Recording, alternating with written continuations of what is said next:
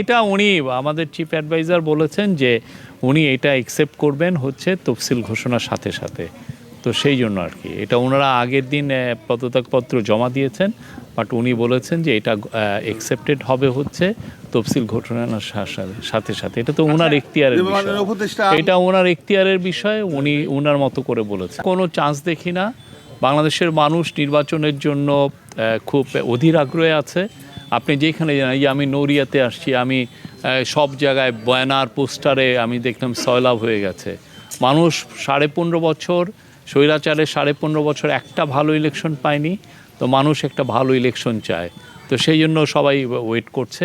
আর যারা পতিত স্বৈরাচারের যে পার্টি, তারাই নিজেদেরকে নির্বাচন থেকে আউট করে দিয়েছে। একটা পলিটিক্যাল পার্টির মেন আইডেন্টিটি হচ্ছে সে প্রোটেস্ট করবে হচ্ছে পিসফুলি, শান্তিপূর্ণভাবে। তো তারা কি করেছে? তারা পিসফুলি এটা না করে তাদের সরকার এবং তাদের কর্মীরা সবাই রাইফেল পিস্তল নিয়ে নেমেছে বাচ্চা বাচ্চা ছেলেদেরকে খুন করার। এটা নেশায় মত্ত হয়ে গিয়েছিল। তারা ভেবেছিল যে আমরা অনেক লোককে খুন করলে এরা একবারে 15 বছর চুপ ছিল, আরও 15 বছর চুপ থাকবে। কিন্তু পুরো জাতি যে জেগে গিয়েছিল সেটা তাদের খেয়াল ছিল না। এখন ওরা নিজেদেরকে আউট করে দিয়েছে। পৃথিবীতে পৃথিবীর কোনো দেশে আপনার যত সাপোর্ট থাকুক, 5% থাকুক, 10%, কেউ আপনাকে ডেমোক্রেটিক রাইটস এক্সারসাইজ করতে দিবে না, আপনাকে নির্বাচন করতে দিবে না যদি আপনি অস্ত্র হাতে তুলে নেন, আপনি যদি ভায়োলেন্স করেন। কোথাও দেয় না। আপনি একটা টেরোরিস্ট পার্টি হয়ে গিয়েছিলেন, এটা আপনি নিজেও বুঝেন না। এটা আপনি বিশ্বযুদ্ধের সময় আপনার অ্যাক্টিভিস্টরা খুন করেছে। আপনার যখনই বড় বড় আন্দোলন হয়েছে, আপনার মনে আছে বিএনপি একটা বড় আন্দোলনের ডাক দিলেই তারা নেমে যে মারামারি করতে, আওয়ামী লীগ যুবলীগের ছেলেমেয়েরা যে মতো। হেফাজতের সময় যখন 5-6 মেতে ওরা প্রোটেস্ট করতে এসছে, যুবলীগের ছাত্রলীগের ছেলেরা গোলাগুলি করেছে। এখানে হাজারো নিদর্শন আছে, হাজারটা আছে, এবং প্রত্যেকটা ক্যাম্পাসে তারা টেরোরাইজ করে রাখতো। কোনো ক্যাম্পাসে কোনো পলিটিক্স করতে দিত না এই ছাত্রলীগের ছিল। তো তাদেরকে কে ডেমোক্রেটিক রাইটস দিবে? যারা মিছিল করছে তারা তাদের অ্যাক্টিভিটিস ব্যান। যারা মিছিল করছে প্রত্যেককে আইনের আওতায় আনা হবে এবং কঠোরভাবে আইনের আওতায় আনা হবে। এই ব্যাপারে কোনো ছাড় দেওয়া হবে না, আসতে পারবে না। কোনো নির্বাচনে আসার কোনো প্রশ্নই উঠে না। এটা নির্বাচন কমিশনার উনি বুঝবেন, এটা আমাদের বিষয় না। এটা ওনারা ওনাদের পার্টি নির্বাচন কমিশনের সাথে বুঝবেন। নির্বাচন কমিশনের অনেকগুলো নিয়ম আছে, তারা এটা যাচাই বাছাই করবেন, সেই বিষয়গুলো ওনারা দেখবেন। এই বিষয় চ্যালেঞ্জ না। বাংলাদেশের মানুষ নির্বাচনের জন্য অধীর আগ্রহে আছে। কোনো ধরনের কোনো চ্যালেঞ্জ কিছু না, কোনো ধরনের। আর যারা আইন শৃঙ্খলা অবনতি করার চেষ্টা করবে, আপনারা দেখেছেন কালকে আমরা কয়েকজনকে অ্যারেস্ট করা হয়েছে। যারা এটা করবেন, যারা আইন হাতে তুলে নেওয়ার চেষ্টা করবেন, কঠোর হাতে দমন করা হবে।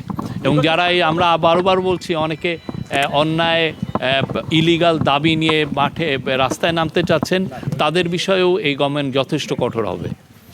আর আপনি জানেন কালকে সচিবালয়ে 11 জনকে অ্যারেস্ট করা হয়েছে। এবং যারা এই যে এই অন্যায় আনলফুল অ্যাক্টিভিটিসে জড়িত ছিল, রংফুল কনফাইনমেন্টে ছিল, যারা সন্ত্রাসী কাজে জড়িত ছিল এবং ডিএমপি অ্যাক্টস যারা ভায়োলেট করেছেন, তাদের সবাইকেই আইনের আওতায় আনা হবে। আছে ইন্টারন্যাশনালি ইলেকশন অবজারভেশন করার যাদের রেপুটেশনে, তাদেরকে আমরা আহ্বান করছি। তারা অনেকে আসছেন। আপনি জানেন ইউরোপিয়ান ইউনিয়ন আমাদের খুব ভালো বন্ধু, একটা পার্টনার। তারা একটা বড় একটা ইলেকশন কমিশন অবজারভার টিম পাঠাচ্ছেন। আমরা এর আগেও বলেছি, ইনশাল্লাহ পৃথিবীর কোনো শক্তি নাই এই নির্বাচনকে ডিসরাপ্ট করার মতো, কোনো শক্তি নাই ইনশাল্লাহ।